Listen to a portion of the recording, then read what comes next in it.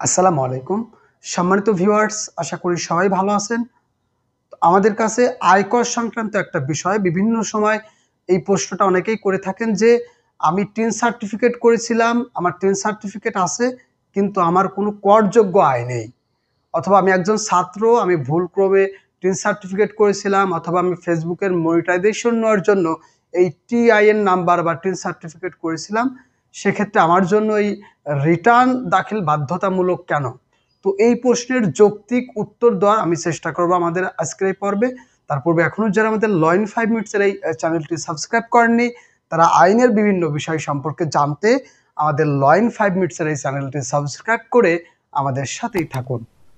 তো এই অধিকাংশ মানুষেরই এই সেম প্রশ্ন যে, আমার যেহেতু করযোগ্য আয় নেই, সেক্ষেত্রে আমার কেন রিটার্ন দিতে হবে?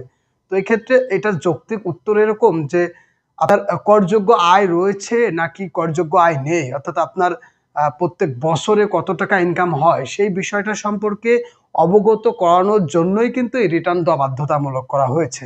অর্থাৎ একজন সাধারণ পুরুষ ব্যক্তি যদি জুলাই থেকে জুন পর্যন্ত, অর্থাৎ কোনো বছরের জুলাই থেকে পরবর্তী বছরের জুন পর্যন্ত, 1 জুলাই টু 30 জুন, এই সময়কালের মধ্যে যদি 3.5 লক্ষ টাকার উপরে যদি ইনকাম করে, সেক্ষেত্রে কিন্তু বাংলাদেশ সরকারকে তার ইনকাম অনুযায়ী বাংলাদেশ সরকারকে কিন্তু ট্যাক্স বা আয়কর প্রদান করতে হবে।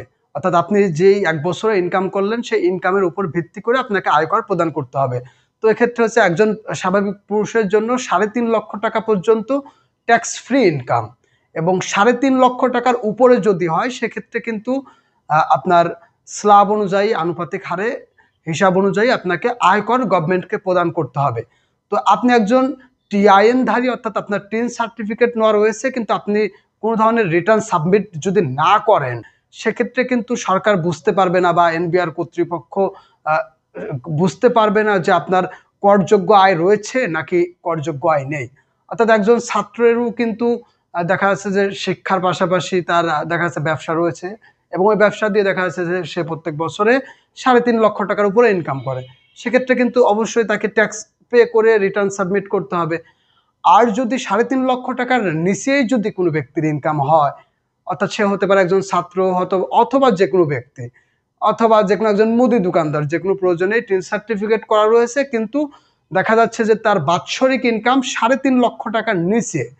তো এই যে 3.5 লক্ষ টাকার নিচে যে তার ইনকাম, সেই বিষয়টাই অবগত করানোর জন্য, অর্থাৎ এনবিআরকে বা ট্যাক্স অফিসকে অবগত করানোর জন্যই কিন্তু আপনাকে এই যে 3.5 লক্ষ টাকার নিচে ইনকাম রয়েছে, সেইভাবে আপনার রিটার্ন রেডি করে রিটার্ন সাবমিট করতে হবে বা রিটার্ন জমা দিলে তখন তারা কিন্তু বুঝতে পারবে যে আপনার ইনকামটা 3.5 লক্ষ টাকার নিচে, এবং যেহেতু আপনার 3.5 লক্ষ টাকার নিচে ইনকাম, যার কারণে আপনি কোনো ধরনের ট্যাক্স কিন্তু সরকারকে প্রদান করতে হবে না।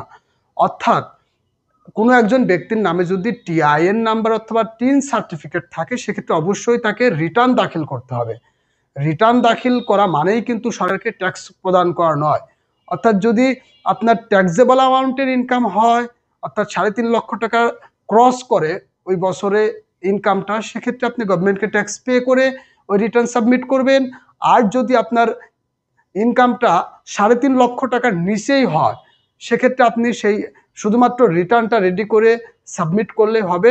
সেক্ষেত্রে গভর্নমেন্টের কিন্তু কোনো ধরনের ট্যাক্স পে করতে হয় না বা হবে না। কারো যদি টিআইএন নাম্বার বা টিন সার্টিফিকেট থাকে, সেক্ষেত্রে অবশ্যই তাকে রিটার্ন সাবমিট বা রিটার্ন জমা দেওয়া বাধ্যতামূলক।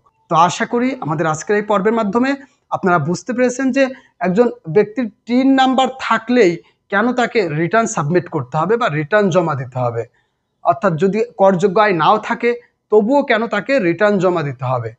তো বাংলাদেশের যে কোনো জেলা থেকে আমাদের মাধ্যমে আপনার রিটার্ন রেডি করতে পারবেন, রিটার্ন জমা দেওয়া এবং আয়কর সংক্রান্ত যে কোনো তথ্য এবং পরামর্শের জন্য আমাদের ডিসক্রিপশন বক্সে দেওয়া মোবাইল নাম্বারে যোগাযোগ করে আমাদের মাধ্যমে আপনার ট্যাক্স রিটার্ন রেডি, তারপর হচ্ছে আপনার রিটার্ন জমা এবং আয়কর সংক্রান্ত যে কোনো তথ্য পরামর্শের জন্য আমাদেরকে ফোন করতে পারেন। আমাদের আজকের এই পর্বটি পর্যন্তই। সবাই ল ইন 5 মিনিটসের সাথেই থাকুন। সবাই অসংখ্য ধন্যবাদ। আল্লাহ হাফেজ।